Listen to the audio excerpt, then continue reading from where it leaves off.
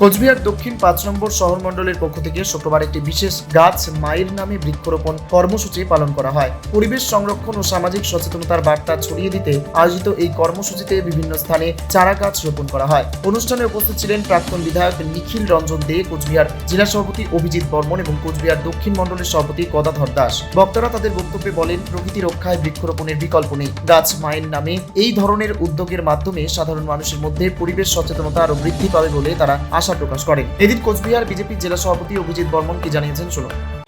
আজকে 5ই জুন বিশ্ব পরিবেশ দিবস।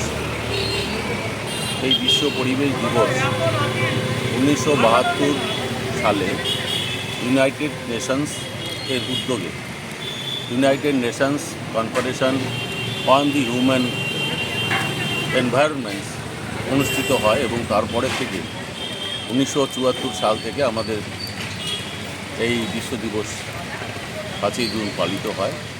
আমাদের দেশের যশস্বী প্রধানমন্ত্রী মাননীয় নরেন্দ্র মোদীজি 5ই জুন গত 2025 সালে মায়ের নামে একটি গাছ তিনি শুভ সূচনা করেছিলেন এবং পশ্চিমবঙ্গে অনেক পরে হয়েছে। আজকে পশ্চিমবঙ্গে শুরুয়াত হয়েছে 5ই জুন যে মায়ের নামে একটি গাছ। তো আজকে পরিবেশকে সুস্থ রাখার জন্য গাছ লাগানো যেমন প্রয়োজন, তেমনি আমাদের পরিবেশকে স্বচ্ছ রাখতে আমাদের সামাজিক কিছু দায়িত্ব কর্তব্য আছে। যে আমাদের এই কর্মসূচি শুধু একটা অনুষ্ঠান নয়, আমাদের প্রত্যেকটি মানুষের কাছে দায়িত্ব সহকারে আমাদের মানুষের কাছে পৌঁছে যাওয়া এবং পরিবেশকে সঠিক রাখা, যাতে আমরা সুস্বাস্থ্য থাকতে পারি। জল, মাটি, আলো, বাতাস সব কিছু মিলিয়ে যে পরিবেশ, সেই পরিবেশ পশু পাখি থেকে শুরু করে সমস্ত কিছুকে সুস্থ রাখাই হচ্ছে আমাদের লক্ষ্য। যদি আমরা এই পরিবেশকে সুস্থ রাখি, আমরাও সুস্থভাবে বসবাস করতে পারি।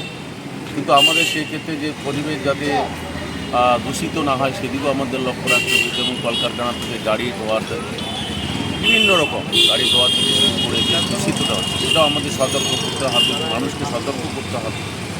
এই বিষয়গুলো সাধারণ মানুষের বিভিন্ন প্রতিষ্ঠানের মধ্য দিয়ে সবার কাছে পৌঁছে দেওয়াই আমাদের লক্ষ্য এবং আগামী দিনে যাতে আমরা সুস্থ সবলভাবে আমরা বাঁচতে পারি, এইটুকু বলে সকলেরই শুভ স্বাস্থ্য কামনা করে শেষ করছি। কর্মসূচিতে দলীয় কর্মী ও স্থানীয় বাসিন্দারা অংশগ্রহণ করেন। কোচবিহার থেকে নিজস্ব প্রতিনিধির রিপোর্ট, টাইমস 14 বাংলা।